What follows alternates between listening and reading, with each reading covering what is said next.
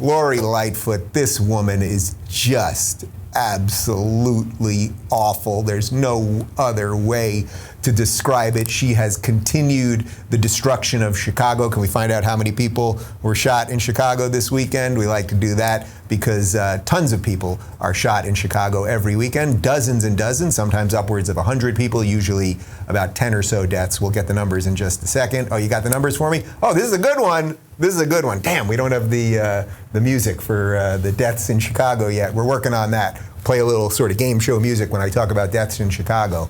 104 people were shot in Chicago this past weekend, 19 dead.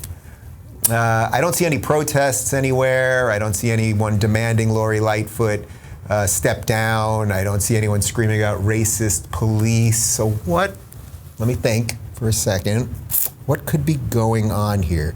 Could it be people of a certain color or people are shooting at people of a certain color and that doesn't fit the narrative, so we don't talk about that sort of thing? I think that might be it.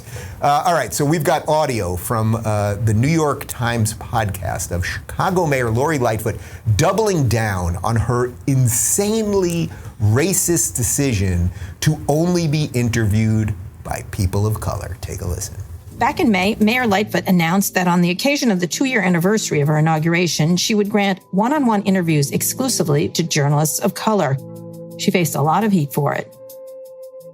How do you feel about the reaction to that?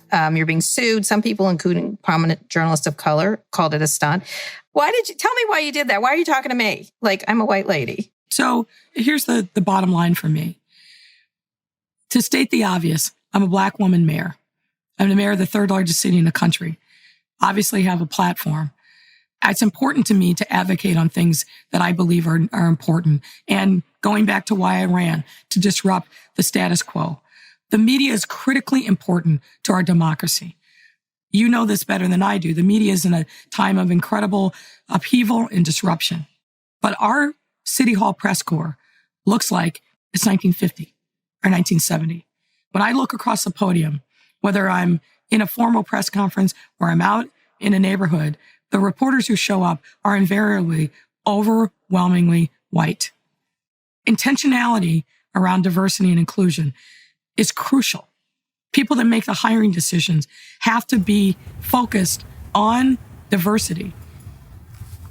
Modern racism, ladies and gentlemen, brought to you by the tolerant and diverse Democratic Party. I want to be very clear about this. Nobody except these people, nobody except the woke progressives cares that she's black. Nobody cares. She became mayor. Nobody cares. Nobody cares that she's a woman. She became mayor. Nobody cares. Nobody cares that she's a lesbo. She became mayor. Nobody cares. She's a black female lesbian mayor. Nobody gives a flying fuck except her and her cohorts to use her identity as a wedge issue to make the rest of us feel racist while she's the one who acts racist. That's what these people are, and they should be ignored. That's what they have to be. They have to be ignored. I don't even know why she was sitting down with a white woman. Apparently this interviewer was a white woman, so I guess she doesn't even believe the drivel that she's putting out there. Or she can put it aside if it's a podcast as big as the New York Times. I don't know that they have a big podcast. I don't know anyone that listens to the New York Times or pays attention to the New York Times at this point, but I suppose they do, or at least they fake numbers like they fake numbers on their New York Times bestseller list. But I guess she put it aside. I will sit with you, evil white devil, to get my message out about how you people are the evil white devils.